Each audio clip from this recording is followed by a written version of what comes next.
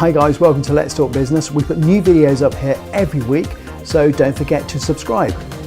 Now, one might think that the web is essential for any business these days, but according to a recent report by The Guardian, a massive 60% of small businesses still have no online presence at all.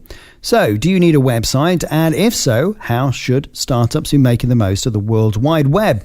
Well, joining me in the studio now is IT specialist Alison Boyle. Thank you very much, Alison, for coming in. Firstly then, does a small business need a website? Absolutely not, no. Often the case, before we can even point our mouse on the computer, we have to ask the question, what is your business? What are your plans? How do you plan to use the website within your marketing strategy, if you like? So my advice to anybody would be, look very carefully about what you require your website for, what you want it to do, because it can do so much. And Facebook might just be fine for some businesses. Some businesses, Facebook will be fine. And it's down to when a user lands on your Facebook page, what is it you want them to do? How do you want to engage with them?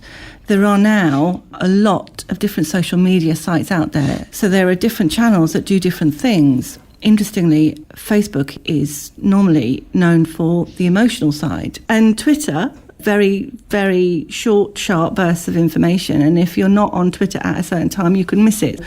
And then you've got Pinterest, which is a much longer burn. So there are many, many different channels now to market your business. And my suggestion to any small business is to research what it is you're trying to do, what products you want to sell, how you want to sell it, and ultimately what you want out of it. Right, so people, when they start a business, what they do is they go online and they do the research and they go, I've got a great name.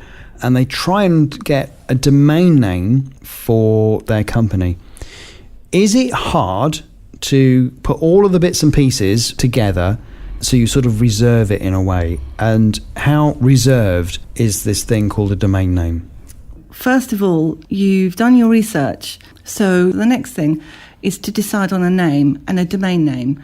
A domain name is your placeholder for where your website will sit. So, of course, everybody wants to have this name that they have as a domain name. Sometimes it's not always possible, although nowadays they have released quite a lot more new names.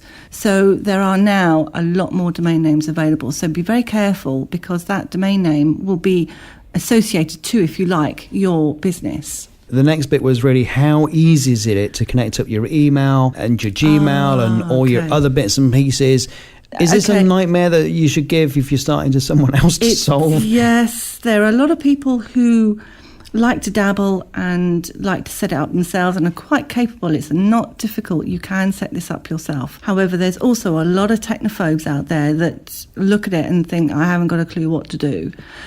If you do, great, that's great. If you don't, then look to somebody to do this for you. The service may cost you a little bit extra, but it'll be worth it.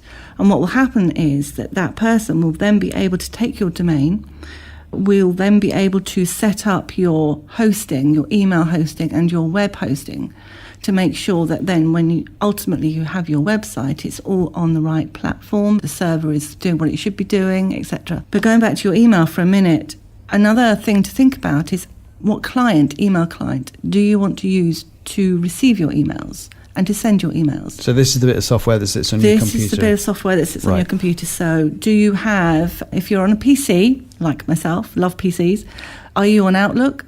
Do you have Outlook, which is the most common? If you don't have Outlook, then you use a web-based email, so like Gmail or Outlook. Now, they're fine, but they're not seen as professional emails. But some of them, and I know Gmail is one of them, where if you have your domain name, what your IT contact will be able to do is to set up your email to receive within your Gmail. What I'm really saying is think about how you want to receive your emails, because that fundamentally is quite important. And as always, there's an expert out there somewhere to help, much like yourself. Absolutely. Thank you very much for coming in and clearing up some of those messy IT issues. Thank you. I hope you enjoyed that.